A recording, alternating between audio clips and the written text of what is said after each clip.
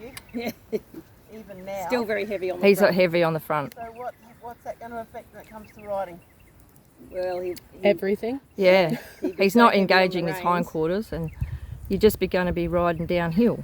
And your balance would be downhill as well. So he's going to be heavy on the reins, Yeah. hard to stop, hard to turn. Yeah.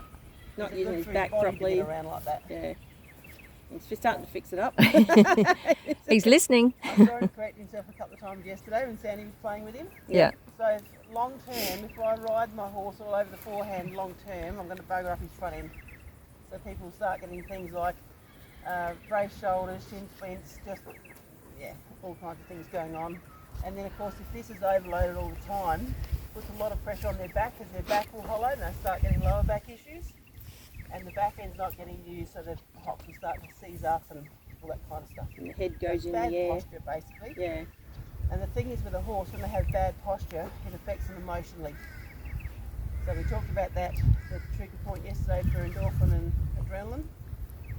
Alright, so if they're running around with their head above their wither all the time, especially, and the higher it is, the more adrenaline's coming through their body. Imagine what that's doing for them long term. Just having that adrenaline. Is it addictive? Yeah. Yep. Like all drugs, it's addictive. So that's where you get horses that crib and windsuck and lead and all those things because it releases all those nice happy hormones in their body and they get addicted to it. So what do humans do to fix it? Get some devices. Yep, to cover it up so we can't see it. Guess what? The stress is still inside the body and end up with old stuff like that. So, you know, it's just a nasty downward spiral. So impulsion is really, really important for both of us. We want to have a nice ride, but we also want to have a calm horse and a relaxed horse, but we also want to have a horse that's happy and safe, secure. A horse that's relaxed in itself. So this guy, I've had to really teach him to get his head down because he likes to throw his head in the air quite a bit. The million head. Okay. So, impulsion checklist, can you just run through real quick? Short range circles, barrel jump, impulsion test, rebounds, short range sideways, sideways off the circle at the walk, sideways off the circle at the trot, change of direction short range, falling leaf, change of direction long range, falling leaf long range, spirals. Okay. So, any patterns in there that you can see? What's the main thread through all those things? Sideways. Lateral. Yeah. So what does lateral movement do? And lateral is sideways, but it's anything that's not forwards. That causes the horse to bend through their body. So that's a lateral movement. What does lateral do for a horse? Helps Slows them down. Bring their head down and become more calm. But if you put too much lateral movement in, they have problem with impulsion and going forward. To put too much, yes.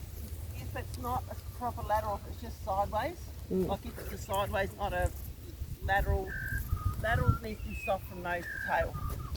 So if you've got good lateral movement, it should give you better forward because it softens them up for them to be able to. What happened in the clinics is a lot of people kept working on the sideways, and then they took all the forward out of the horse. That balance, isn't it? Yeah.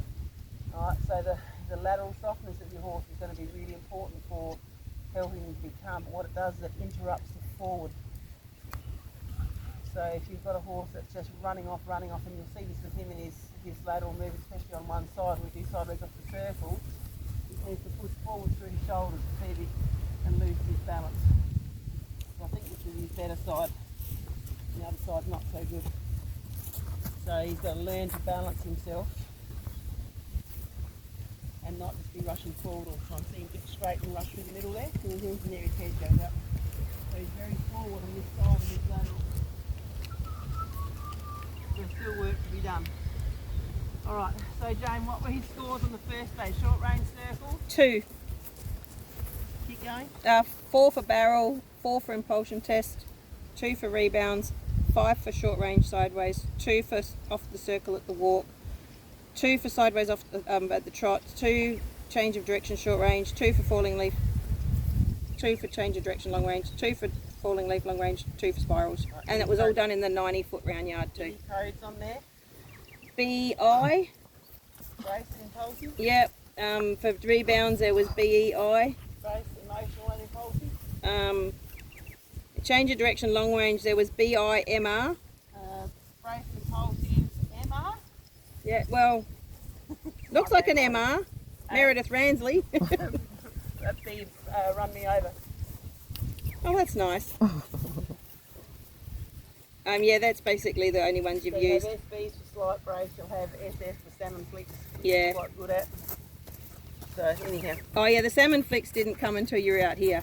so I didn't actually do a technical score on the first day. Sandy and I came down here, we had a play with him and we had a very interesting day and realised that the big arena was too much for him, he couldn't cope with it out here.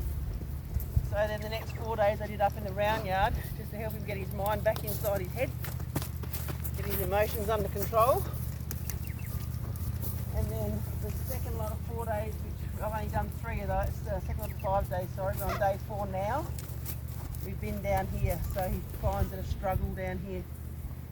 It's the open space is a bit much for him emotionally, but he's getting there. So, you know, my job isn't to mollycoddle him and hold him together. My job is to build his confidence, help him realise that he's safe and he's okay, and get him thinking. So he wasn't thinking the first few days, he's just reacting to everything. Just, you were being a muppet, weren't you? So the last session we had was very good. The second to last one was really bad. So we'll see how we go today. Do you know what So salmon we're going to flick start is? with a short range circle. They run along and they go. Alright, so we all know what the Overhead. short range circle is for. I Overhead one. went through that yesterday. Yep. Yep.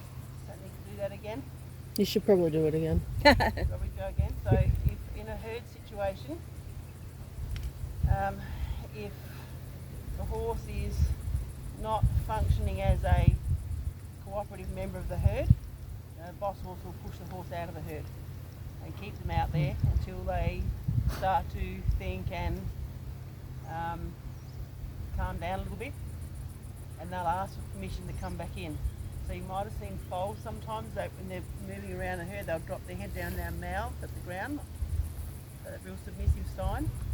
So what they're doing is they're asking permission to be allowed to come back to the herd again. So he understands that if I'm standing still in the middle and he's moving around, that I'm the one that's in control of speed and direction. So if he's just running around being an idiot, he needs to learn to just settle down a little bit and be part of the herd again. So instinctively they understand short range circle. Now for him, when I send him off on a circle, I'm not going to just hold him together and send him off at the walk, I'm going to send him off at the trot. One of the things he does is he leaves and he hits the halter hard when he goes, especially the trot departure. Now we don't want that for any horse. Why don't we want a horse just hitting the halter when they leave? Because it still means they're leaning on the front end. Yep, what would happen if I took the halter off? You'd fuck Just you off. go. Yeah, so what's he not thinking about? Staying Yeah. with you. Yeah. So short range circle is you keep going around, you keep tracking me because I'm the boss horse in this case. Until you behave yourself, then I'll let you come back in. That's it in a nutshell. So if we always send our horses away in the short range circle, we're going to teach them to go until they hit the halter and realise they can't leave, and then they'll come back. Right? I don't want him doing that. I want him thinking that I'm the best thing in his universe. I'm his safety, I'm his comfort, I'm his play. So he should be keeping track of me. That's why we don't build permanent fences for our round yards. Because we're not trying to keep them in. They should be choosing to stay with us if we've done a good job. Alright, so let's see how we go. We'll send him off at the trot. And he's to get cracking with this, right into a trot. So he ran into it a little bit, but I only had to close my hand a little, and he came off it pretty quickly. Now here in this hindquarter yield, this is all going to happen really quickly. When I do a hindquarter yield in the beginning, he would get sucked backwards and I'd have to hold him to stop him from going. So his first thought in the hindquarter yield wasn't come to me, it was go away. Yesterday we saw that with the rope dragging with a couple of horses. So he wouldn't be able to do that because the rope would be gone and he'd be left. Alright. So if you watch my hands, you'll see very quickly the no and the yes that Jane was talking about. I'm not going to hold him with me. I'm going to try and have an open hand as much as I can. But if he starts pulling on it, my hand's going to close. And as soon as he comes off of it, my hand's going to shoot open because it's all about the release. my hand stays closed all the time. Even if he stays with me, he's not learning anything. There's no release in that. Does that make sense? Mm-hmm. So that wasn't too bad. Let's try this side. Off at the trot. There he's pulled. See that? My hand's closed. It's for you, not for him. Alright, my hand's still closed. Not short range B, see? Mm-hmm. Right, there we go. My hand's open. There it's closed. So normally I do one circle. I'm trying to show everybody. You can see him pushing on the halter. Right, now let's finish it. My hand open, closed about 3 or 4 times there. Mm. Now I don't really want him coming into my space. I wouldn't let the red horse do that. But with him I do want him thinking that I'm the best thing in his world. So the red horse in the beginning, if I let him do that, he would take that as, and if I did this, what would I be encouraging? Him into the stone. Come through. Yep. So with Joey at least he's thinking about coming to me. So I'm not going to tell him off for it. Just keep him think about it. You ready, bud? We want one circle. Clear direction, follow through. Hit the halter hard, see that there? Yep. One finger now, which is better but not great. See he hangs back Yep. before he comes forward. See that? We've got to get rid of that. So I'm really mindful that this is Sandy's horse with your hands and your elbows like they are. You can't be doing that. It's going to put too much strain on you. And if he does pull and you can't hold him, and he learns to get away, Yeah. alright? Hard. He's hanging on it. There he's off. There he's on. There he's off. You see how often my hands open and closing? This is getting better. Yep. If we did it really well, I'd do it once and I'd move on. The other day we did once or twice of these, it was pretty good. Open. One finger, he's pushing on it. He's some short range, come on back, take the trotting. Let's finish him. Pull him back. Come forward off of it. It's all about the release, remember? It's the release that teaches the horse. Yep. So should this horse not go back to halter training? Like, is this just an example of really bad halter training? So this is really good. He's come a long way. No. Well, I know, They but all from get the halter- moment yeah, that they- you took they him all get out. halter training B, Yeah. This would be no halter training when he was younger. Sandy and I discussed this early on when he first came. I really don't want to have to go back and halter train him. So what I'm trying to do is halter train him while I'm doing this. Yeah, so you're combining it. Yeah. But essentially, yes, he needs I'm looking for elements of halter training for through this. his Yeah, absolutely. education now. Yep. Open hand, still open. Fingers. I don't want to do a hind quarter yield with my hand closed. So you see in the moment when I did the yield, my hand was open because I'm trying to show him where release is. He'll do the yield. I can just do it. Short range, no problem. Short range circle, no problem. Not a problem. Your hands But closed. your hands Yeah, closed. that's been closed the whole time. Yep. So it's covering up the fact that he's not choosing to stay with me and he's heavy. And Yep. I will make him heavier because he's finding release for leaning on the halter. Well, that's just the norm. I want him to see open hand. Sorry, buddy. That was for them, not for you. Open hand. At the trot though, please.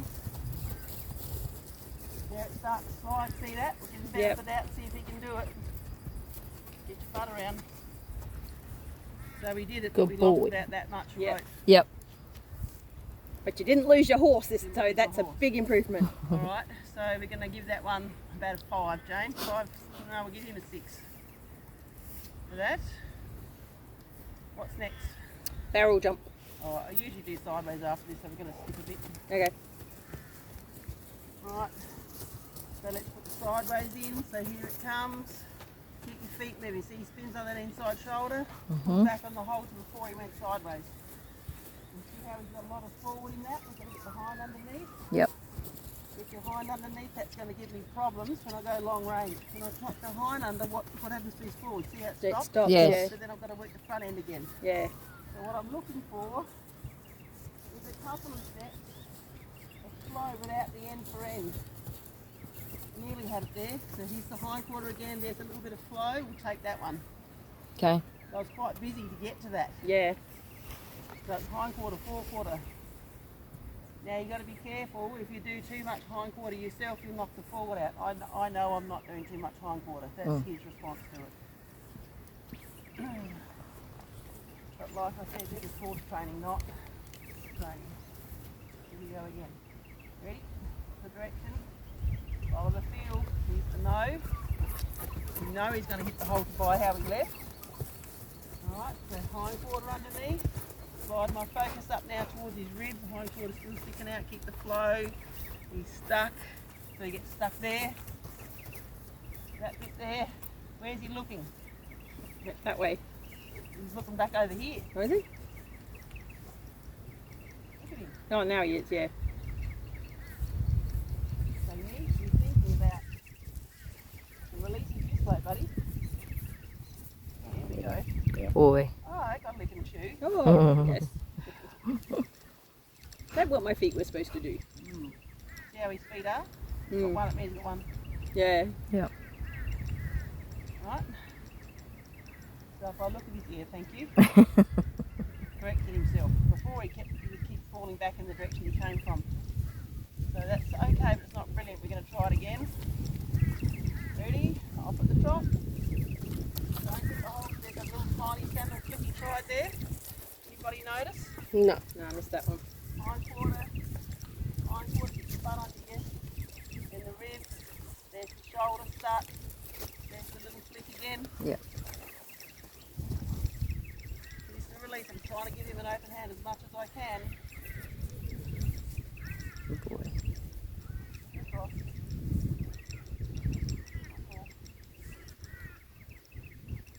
So every now and then, when he feels just the right amount of tautness in the rope, he'll flick his head. If there's tautness in the rope, he'll flick, he'll be able to pull it out of my hand. Now he knows when I've got one hand on the rope, when I've got two. He doesn't usually try it when I've got two.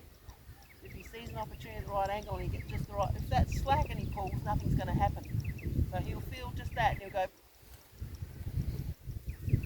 Is that the sort of horse that when you're riding him takes the reins? well, yeah, they usually take the reins because we drag on them. We don't have enough release in our hands to the reins. So they learn to drag them out of our hands. But yeah, still keep them instigated. So follow the field. So he's looking that way. Yeah. Yep. He is. There, he's touched it. Trying to give him release when he comes off of it. Right. There's the hind quarter into sideways. See that shoulder? That gets shoulder stuck all just, the time? yeah.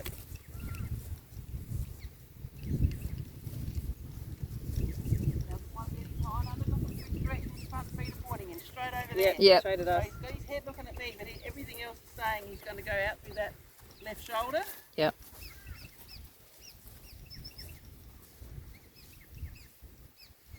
Both his feet are pointing that way. There's one. What about the other one? Get up for me. Boy. Right. So even though he's looking at me, everything else about him is saying he just wants to run out there. Right. Oh, what are we going to do for that? I'll give you a 6. We'll be generous. Right, Dan, I'm going to do the tilt range, change of directions at the moment. Yep. No, falling leaf. Okay. So I'm going to work my way over the barrel. So still 2 fingers. That was pretty nice to see how he stepped that way. Mm-hmm. So not balanced. So I'm going to be fussy with him, just stand him up a bit at the end here. Yeah, he did quite a nice job of that falling leaf. Just that other foot up, thank you. So this is what I saw him yesterday with you, Stan. He started to correct himself when you were done. Yep. So that was a good falling leaf. I just had finger and thumb on that the whole He's a time. creeper. He likes to creep. Lala, he's his gauge of how he's going. Yeah. Doesn't like you touching that ear from the back when he's upset. No, he doesn't. So guess what we did? Yes. We do more. So this is a falling leaf. So it's a start and a stop. So it's a controlled movement. Control you forward. Go out and around me. Keep track of me. Don't leave. And then control your stop. So that little bit of feedback at the end Yep. is I get it. I know what I'm supposed to do. But I still just want to go Oh. up the other end of it. I'm doing it, but Mm. that's okay. We'll take that. So no pressure on there. So a controlled departure. He's leaning on that shoulder, so we'll stand him up before we go. Get better posture, buddy. Controlled departure. Keep track of me as you go past. control finish. He hung back a little bit and I'm bringing in just a tiny bit, not too much. Because I don't want him leaning on the halter in his stops. Because if he's leaning on his halter in his stops, what's he telling me? Where do you think about being? Not with you. Not with me. So I should be able to do this without any tools. Right, here's his big test. Same thing, but now we've got a barrel jump. Control departure. Don't skip the jump. You know where release is. Nice little lick of the lips there because he knows better. So the flight test is a controlled start, isn't it? Through a potential trigger. That's usually when he flicks his head up. The trigger for the flight response when they go over the jump. Does that make sense to everybody? Yep. So we do the barrel jump because in that moment when they do the barrel, they've got to go into a canter stride. So for a lot of horses, when they go into a canter stride, they'll just brace and run off. Because their instinct is right brain, flight, let's go. That's what he would do when I was starting to do barrels. He'd go over and then he'd flick his head and pull the rope out. So he's got to be able to stay calm in that flight response and then control his finish at the end. Yep. Right. All have a purpose for a reason. Control start. You find Oh, sorry. The barrel's supposed to be released. I shouldn't have to point him over it. He should be looking for it. Hind quarter. Now I closed my hand real quickly there, but then got it open again really quick because he thought about leaning on it and then came off nice and quick, so that was good. It's a big test for him. It's an emotional challenge, this. Controlled start, you keep it together, find the barrel because the barrel's supposed to be released. Yep. And then a controlled finish. So you see how he just pushes on the halter a little bit in that end. Yep. But my hand's opening up pretty quickly, so it's getting better. Yep. A lot better than what it was. So this is an emotional test for him. Find the barrel, find the finish. That's pretty good. That was nicer. So the rope slid about that much, that's all. But my hand stayed open. Yep. So he kept his emotions together all the way through because he's getting more confident with it now.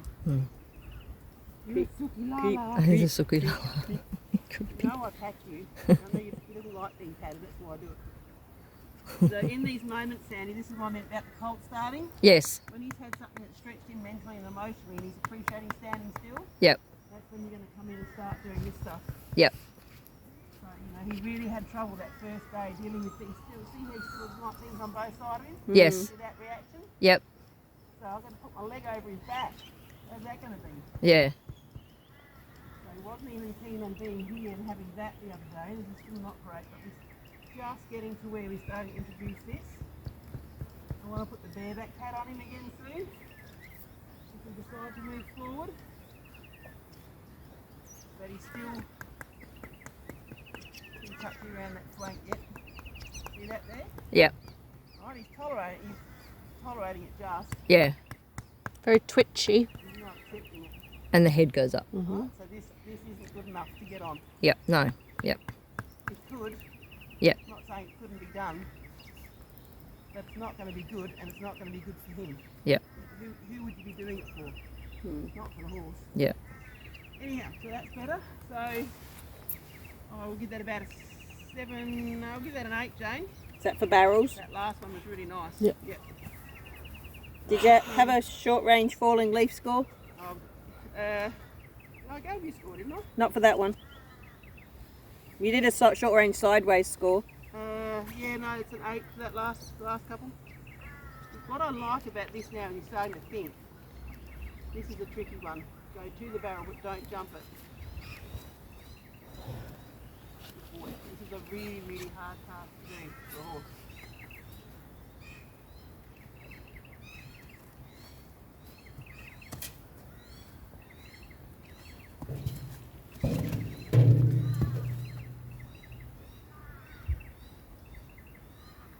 Good boy. And it's a really, really hard task to do. So you see how he's just coming away from a little bit. That's not too bad. That's pretty good for Mr. Joe.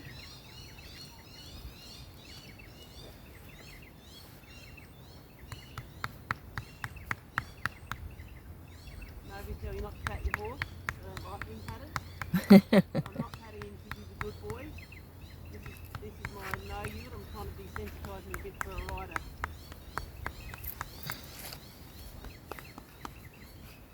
Good boy, that's hard, isn't it? He's such a good boy, so they really have to think with this. Work through a lot of emotion.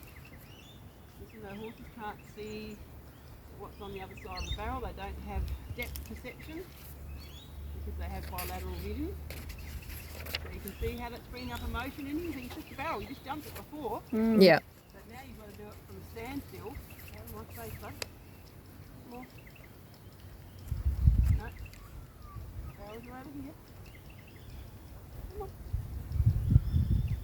This is the tough side. On the other side's a bit easier. It's not real keen on this side.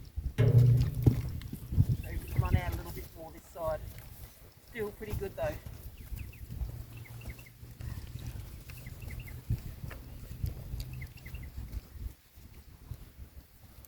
I'm not going to do it twice. If I was running through this with him with the checklist, I'd probably do that again. Give him a 6 for that, Jane. A 6 and an E. You can see he's a little bit emotional with that one. Get some weight on him.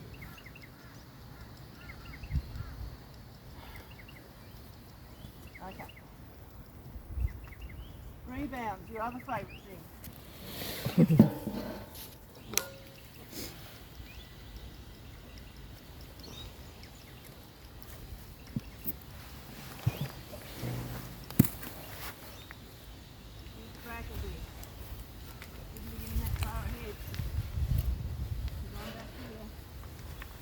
Remember, I'm the safety, I'm the release. I'm the best thing in your day.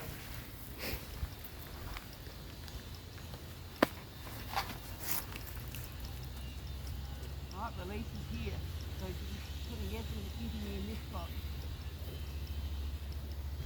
See how he roughed it out the other side? Yeah. That's a lot better. He just needs to really rough out. And we're going to back up with our head in there.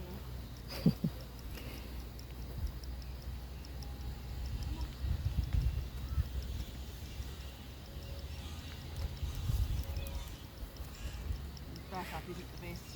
You'll see he gets really wide with his back feet and hollows his back and throws his head up and his back up. It's getting a lot better.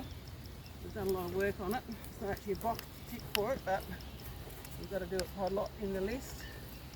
Keep track of me, bud. So if I come forward, you should come forward. If I stop, you should stop. If I go backwards, you should come backwards. Don't be relying on the stick. My stick supports my belly button. My belly button's going backwards. My body language needs to change. See him stepping wide back there? Yep. Right. So he's saying, I'm going to keep this left hind ready for flight. So to go backwards, they've got to step narrow behind. It's like a lateral flexion on both sides, one at a time.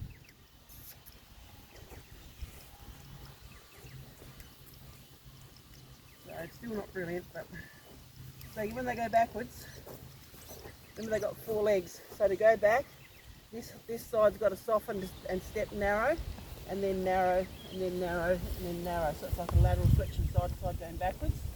But what a lot of horses will do is they'll soften one side and then stay straight. They'll soften one side and stay straight. So it looks like they're going, because of what they're doing is they're stepping wide with one foot, because they're not yet willing or able to mentally and or emotionally give their whole body to you. No reason why they should. You know, you're taking their foot